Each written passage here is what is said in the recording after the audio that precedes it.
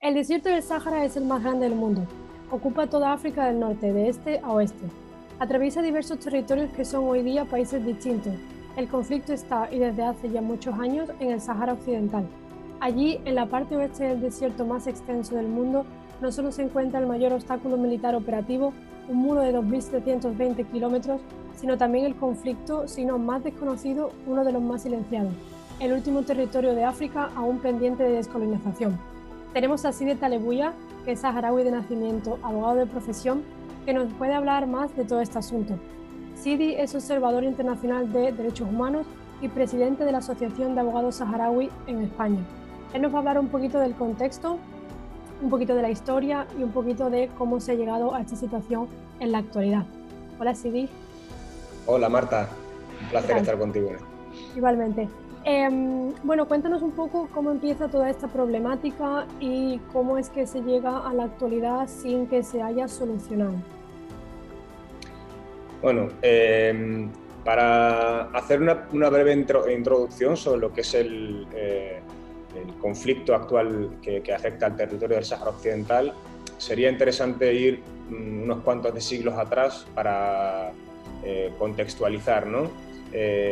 Ya en la Edad Media ya había una conexión bueno, ya al final de la Edad Media, mejor dicho, ya había una conexión entre España, incluso Portugal, con ese territorio, las tribus que habitaban en ese territorio. Pero bueno, finalmente quien se estableció definitivamente en ese territorio fueron los españoles, por la proximidad con Canarias sobre todo y por la riqueza pesquera que aquello tenía. No es hasta ya en época franquista cuando ya se produce la conquista o el control total del territorio saharaui por parte de España. Es cuando también ya muy poco después España entra en las Naciones Unidas, se le empieza a exigir que declare su lista de territorios no autónomos.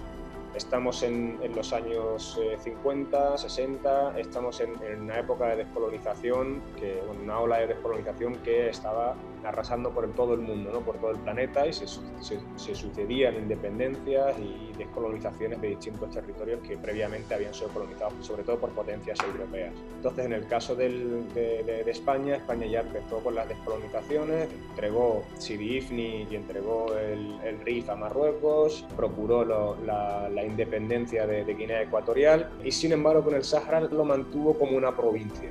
El proceso de descolonización que se estaba moviendo por toda África, por todo el mundo, pues también llegó a ese territorio y una juventud cada vez más internacionalista, que tenía cada vez más contacto y más relación con otros países. Había ya jóvenes que habían salido fuera del Sáhara y estaban estudiando en Canarias, que estaban estudiando en Marruecos, que estudiaban en Argelia, en Siria, en distintos países que ya se habían descolonizado en aquel entonces.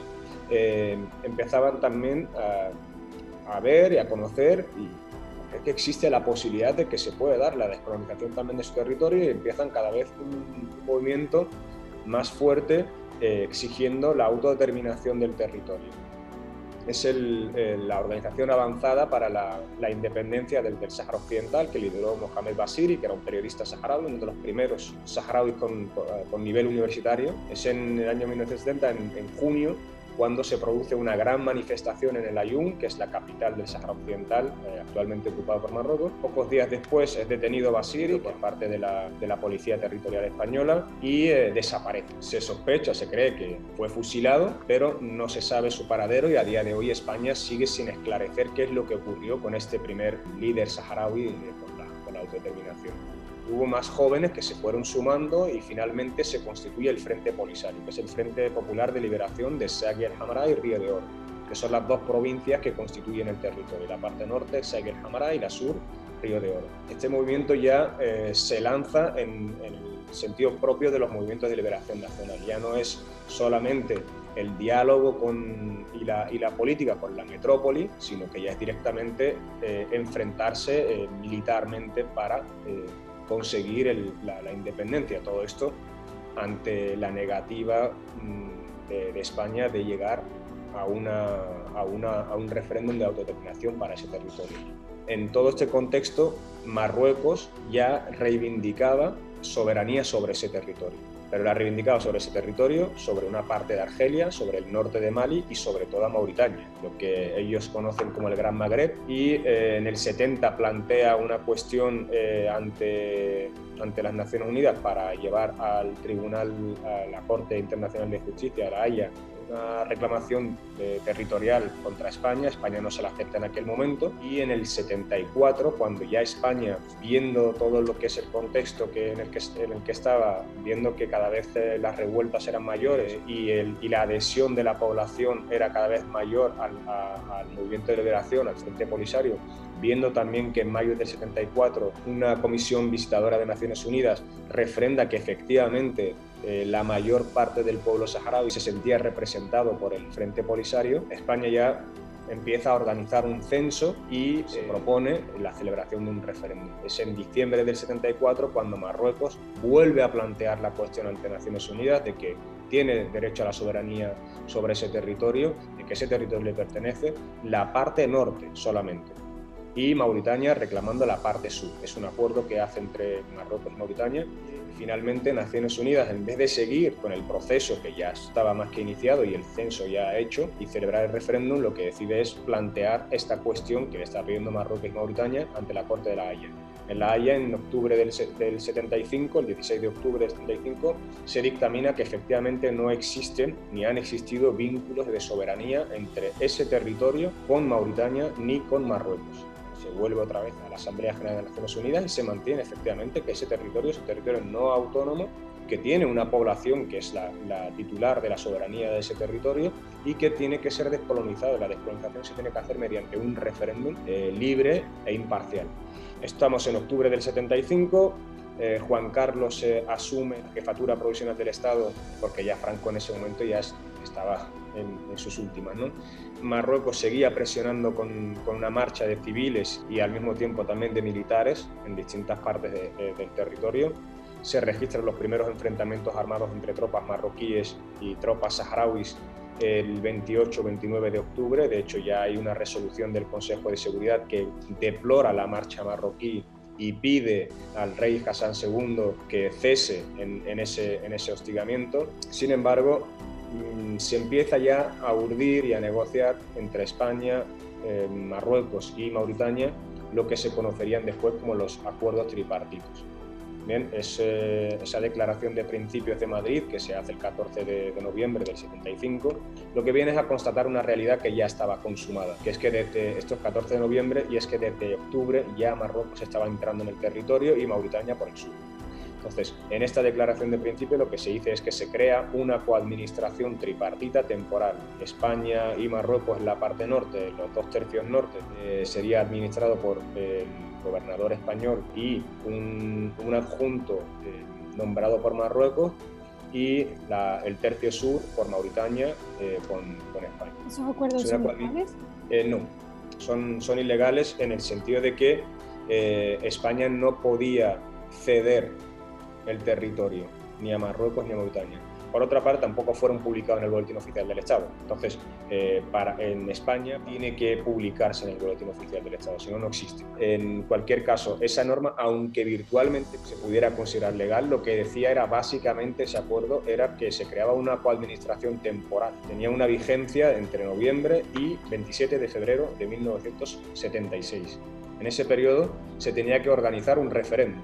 Bien, finalmente España va reculando y la noche del 27 de febrero de 76 arría su bandera y sale el último soldado español del territorio. Durante todos esos meses ya había una guerra en el territorio. El ejército marroquí y el ejército mauritano ya se enfrentaban al ejército saharaui, ya había un éxodo masivo de población a lo largo de todo el desierto, y ya se estaban dando bombardeos con napalm y con fósforo blanco, que son armamento prohibido. A día de hoy se está investigando en la Audiencia Nacional. Hay una causa abierta por un crimen de genocidio contra altos cargos marroquíes, por el bombardeo contra la población civil, por ejecuciones sumarias y una larga ristra de delitos de lesa humanidad. Continúa esa guerra entre los ejércitos mauritano y marroquí contra los guerrilleros saharauis hasta el 79, en el que ya Mauritania firma un acuerdo de paz con la República Saharaui y se retira del conflicto. Marruecos anexiona la parte que deja libre Mauritania, la parte sur del territorio. Continúan esos enfrentamientos. A partir del 80, Marruecos, que ya no podía tampoco sostener más tiempo esa guerra, empieza la construcción de un muro, que es el muro más largo del mundo después de la muralla china. Son 2.700 kilómetros que van de norte a sur, incluso desde dentro del territorio marroquí hasta llegar al Atlántico. Y es una de las regiones más minadas del planeta. Se calcula casi 10 millones de minas lo que hay diseminado por las inmediaciones de ese muro. Se llega finalmente a un acuerdo de alto el fuego en 1991 y la única condición que se establece es el cese al fuego y la celebración de un referéndum. 16 años de guerra y luego 29 años de negociación y de pausa o de calma tensa en un territorio donde nunca se llega a celebrar el referéndum por los distintos vetos que va poniendo Francia, que va poniendo Estados Unidos, cada cual con sus intereses. Creo que hasta a España también le interesaba mantener esa situación de alguna manera, ni paz ni guerra, que se quede el status quo tal cual, ¿no? sin reconocer a Marruecos una soberanía sobre ese territorio, ni reconocer una república saharaui independiente que abarque el territorio al completo. Hubo una declaración de guerra, ¿no?, por parte del Frente Polisario que cancelaría el alto el fuego que hay desde 1991 con Marruecos. ¿Qué va a pasar ahora con esta declaración de intenciones desde el Frente Polisario? ¿Eso va a llegar a algún sitio? A día de hoy el pueblo saharaui está en guerra, lleva ya más de un mes en situación de guerra y está habiendo enfrentamientos militares a lo largo y ancho del territorio, por más que Marruecos lo quiera silenciar, porque es una situación de inseguridad. Pero si a poco que alguien mire en distintas webs que hay de mapas de vuelos, por ejemplo, va a ver que ningún avión atraviesa el territorio a día de hoy. Ninguno lo atraviesa porque realmente hay un conflicto armado. El muro, volviendo a eso, divide el territorio. Lo que pasa es que la parte que controla el Frente Polisario, digamos que está más deshabitada y que tiene menos recursos y menos materias primas. En el territorio, en la parte liberada del territorio, también habitaban saharauis, ¿eh? Solamente que ahora mismo ya cuando empezó la guerra el pasado 13 de noviembre, evidentemente hubo que evacuar, ¿no?, a toda esa población nómada. Esa parte del territorio liberada, aunque es desértica en buena parte y puede parecer completamente estéril o inerte, sí que también hay yacimientos de distintas riquezas. Otra cosa es que el Frente Polisario y la República Saharaui no han optado por la explotación de esos recursos, siempre en espera a la autodeterminación y la independencia del territorio en su conjunto. ¿Cómo ha sido el asedio o la ocupación de Marruecos? Hemos hablado del muro, pero también Marruecos ha tenido una estrategia más demográfica, ¿cierto?, que ha sido el ofrecerle beneficios, digamos, fiscales o económicos a marroquíes que iban moviéndose, ¿no?, que iban ocupando ese territorio pues para vivir allí, ¿no? ¿Qué ha pasado entonces con la población saharaui? Eso se los conoce como delitos de guerra, el traslado de población y la alteración demográfica del territorio ocupado. Marruecos lo que ha ido haciendo ha sido una exención fiscal completamente para cualquier persona, cualquier marroquí que se quiera establecer en el territorio saharaui, distintas ayudas, subsidios de toda clase y ir facilitándoles de alguna manera la implantación de negocios y de población, hasta el punto de que a día de hoy se estima que la proporción de la población autóctona y la población colonizadora, ahora mismo estamos ya en más de un 65% es marroquí. Por otra parte, otro crimen de guerra que también ha ido cometiendo sobre ese territorio es prohibir el hasanía, que es nuestro idioma, es nuestra lengua, el perseguir la indumentaria saharaui, el perseguir las distintas manifestaciones y expresiones culturales. A día de hoy ha cambiado de estrategia. La estrategia a día de hoy es la apropiación de esa cultura. Es apropiarse de ella y aparecer, como aparecieron unos diputados marroquíes hace unos días, vestidos con la ropa tradicional saharaui, haciéndose pasar como si fueran saharaui, aunque bueno, más haciendo el ridículo que otra cosa, porque no es tan fácil llevar ese traje. Toda esa población que en algún momento ocupaba todo el territorio, ahora vive en los campos de refugiados, o la mayoría de ellos viven en los campos de refugiados de Tinduf en Argelia. ¿Cuál es el papel de ese país en esto? Argelia en el conflicto saharaui le tocó, era el país vecino y el único lugar seguro donde podían ir los saharauis que huían de la guerra. Piensa que el mapa del Sáhara tiene al norte Marruecos, y Mauritania coge no solamente el sur, sino que es también toda la parte oriental del territorio. Con Argelia se comparten escasos 20 kilómetros de frontera. La única salida era o el mar o el desierto argelino. Los primeros campamentos se establecieron en el territorio saharaui, en Modraiga y en Guelle, fueron bombardeados y ahí ya hubo que evacuar a toda esa población hasta Argelia. Por otra parte, Argelia en su propia constitución lo establece, y así ha sido siempre el sentido de su política exterior, ¿no? Es el de ayudar a los pueblos sometidos a dominación colonial en su proceso hacia la independencia. Lo hizo con Mozambique, lo hizo con otros tantos países y lo está haciendo con la República Saharaui, de ayudar. Aparte de que es su política exterior, también es una obligación, y esto es bueno recalcarlo, que impone el artículo 73 de la Carta de Naciones Unidas, que es el de ayudar a los pueblos sometidos a la dominación colonial. También lo dice la resolución 1514, que es la Carta Magna de las descolonizaciones. Hay que ayudar a los pueblos sometidos a dominación colonial, incluso militarmente. Hay muchísima gente que nació en los campos de refugiados, lleva muchos años viviendo allí y nunca ha conocido el Sáhara. Las condiciones allí pues, son un poco duras. Los campamentos de refugiados saharauis se encuentran en el desierto de los desiertos. De hecho, una maldición histórica, una maldición que decían los nómadas saharauis era que Allah te maldiga a vivir en la Hamada. Hamada es esa parte del desierto, porque no hay nada. Es una planicie de arena y zonas de grava y planicies muy saladas. Es un territorio muy salado. Entonces el agua, por poco que puedas encontrar, encima no es potable. Entonces es muy complicado para poder subsistir cualquier tipo de fauna o de flora. Sin embargo, los saharauis finalmente acabaron resistiendo ahí. Es el punto más cercano a la frontera en el Sáhara Occidental, y ahí se establecieron esos campamentos. Yo nací en uno de esos campamentos. Todavía recuerdo cuando era pequeño, porque aparte en el campamento donde yo nací, la mayor parte de la gente que estaba en ese campamento eran supervivientes del bombardeo que se había dado en el 76, bombardeo de napalm y de fósforo blanco, y todos tenían excavados como una especie de madriguera, como una especie de zulos, donde se refugiaban cada vez que escuchaban un avión.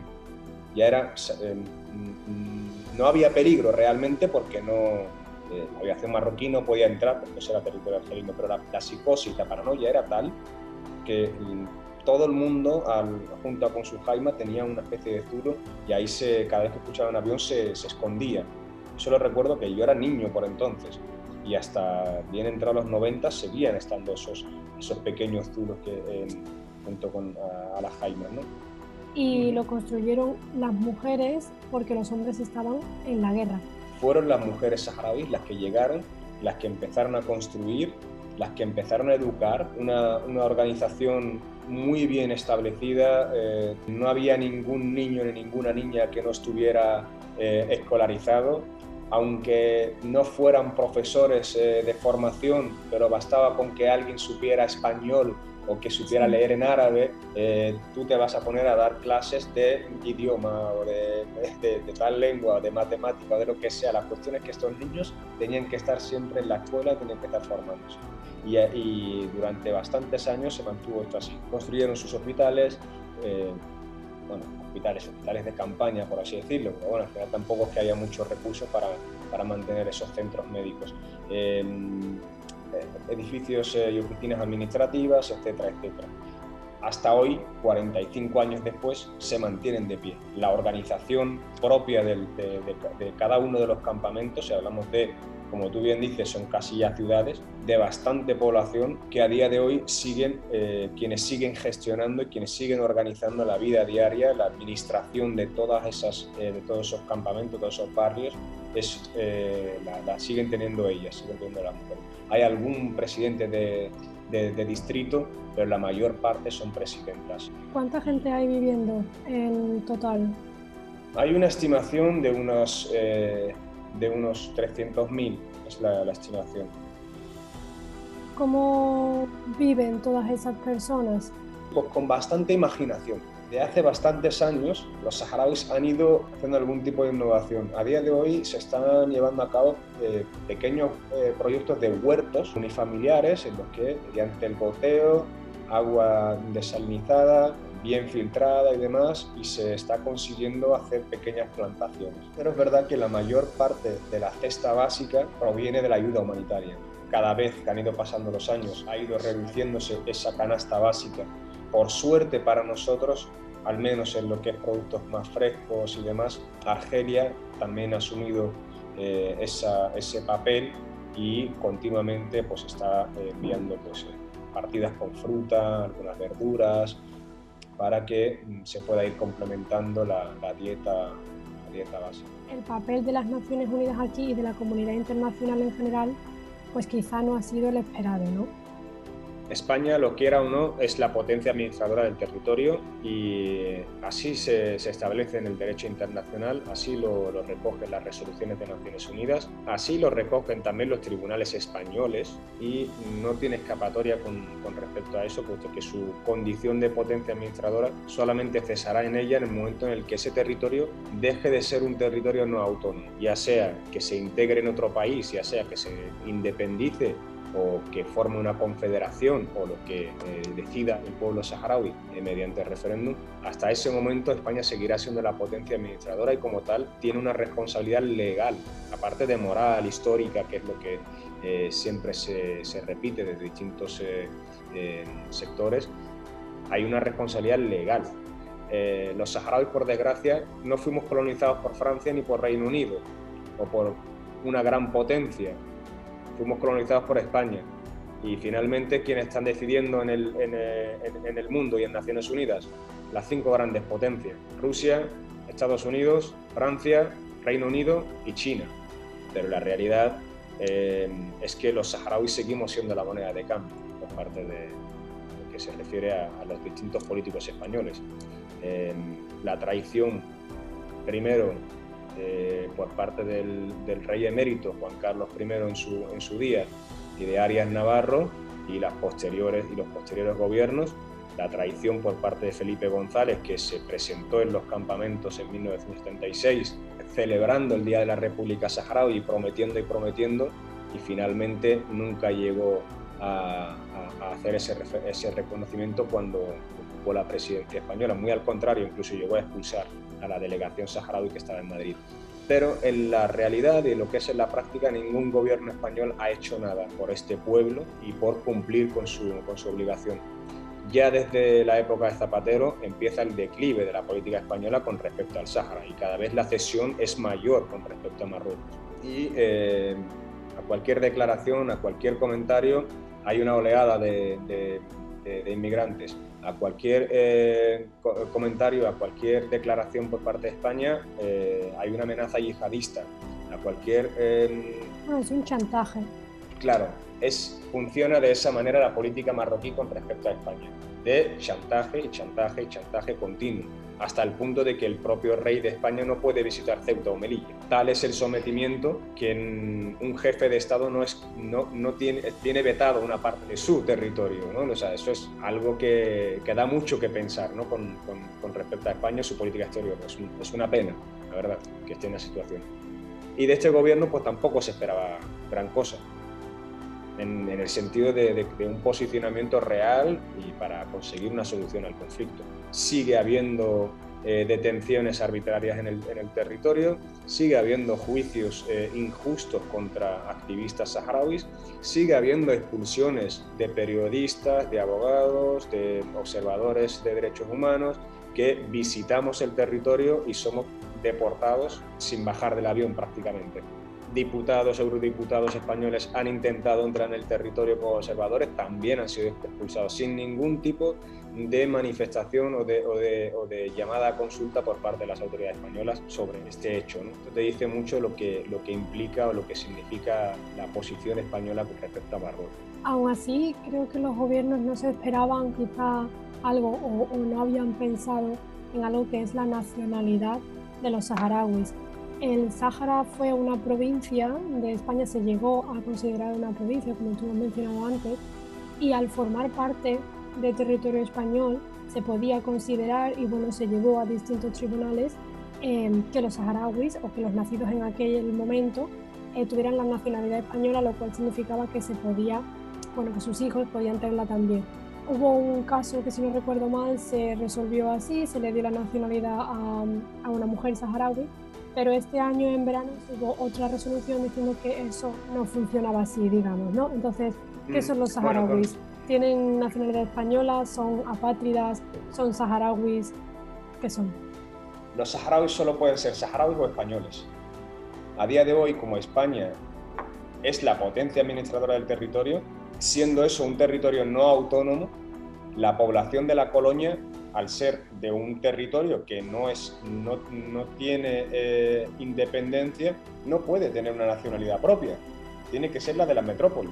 Con respecto a los saharauis, sí, tenían su DNI, eran españoles, tenían representación en las cortes, estaban dados de alta en la seguridad social, trabajaban como militares, como policía, en la mina de fosfatos de Fosbucrá, eran unos españoles más. ¿Qué es lo que ha ocurrido con la jurisprudencia, la doctrina del Tribunal Supremo? Bueno, ha ido teniendo una evolución un tanto extraña, no comparto en absoluto su contenido, igual que no lo comparten 3 de los magistrados que forman parte de ese Tribunal Supremo. O sea, se resuelve no en un sentido jurídico, sino en un sentido, una concepción política. Para España, al final, y esto es duro decirlo, políticamente, en su política exterior, suponía un problema tener a 300.000 personas en campamentos de refugiados como españoles y a otras 300.000 bajo ocupación militar marroquí, con las agresiones continuas que se han dado, con las desapariciones forzadas que están dando y con las barbaridades que Marruecos comete en ese territorio. Entonces, claro, tendría que responsabilizarse.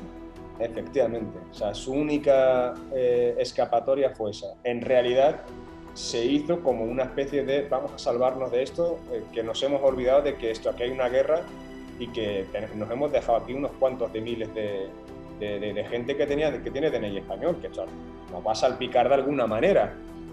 España ha mirado para otro lado en todo este tiempo, pero hay países que han reconocido la soberanía de Marruecos. Recientemente lo ha hecho Estados Unidos. ¿Qué implicaciones tiene eso para el pueblo saharaui, y por qué crees que Donald Trump ha decidido reconocer ahora esa supuesta soberanía? Bueno, jurídicamente no cambia nada. El territorio sigue siendo el que es, la doctrina sigue siendo la que es, y tanto la Asamblea General como el Consejo de Seguridad, del que Estados Unidos es parte permanente y con derecho a veto, y la última resolución la redactó Estados Unidos, está hablando precisamente del derecho del pueblo saharaui a la libre determinación. Es una incongruencia por parte de los Estados Unidos en este sentido. Esta declaración de Trump viene enmarcada del restablecimiento de las relaciones diplomáticas entre Marruecos e Israel. Israel tiene un alto interés en ese territorio. Israel es una megapotencia en ingeniería agroalimentaria. En el Sáhara se encuentra el mayor yacimiento de fosfatos a cielo abierto del mundo, un elemento esencial para la agricultura moderna. El objetivo que hay de fondo es comercial, no es otra cosa. Espero que Biden recule en este sentido. Pero por otra parte, ya en su día el Congreso de los Estados Unidos ya vetó la posibilidad de exportar productos de los territorios ocupados. Tengo confianza en que por parte del legislativo, que tiene 2 dedos de frente y que está un poquito, que van a pensar un poquito más allá de lo que es los arrebatos que tiene Donald Trump, sino ya en las consecuencias jurídicas que esto puede tener, creo que reculará Estados Unidos en este sentido. Ya para terminar, ¿cuál es la solución? Pues la solución es sencilla, es que se cumpla la legalidad internacional. La solución está dictada hace ya muchos años, está dictada de hace ya más de medio siglo. Es un referéndum de autodeterminación. ¿Que no se puede celebrar el referéndum de autodeterminación?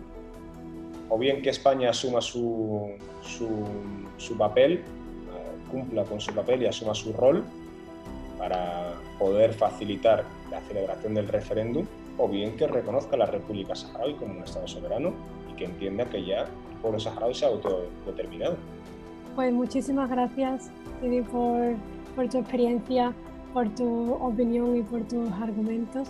La verdad que ha sido un placer y hemos aprendido un poquito más, mucho más, de hecho, sobre el Sahara. Ha sido un placer y nada, muchas gracias a ti por invitar y por hablar de esto.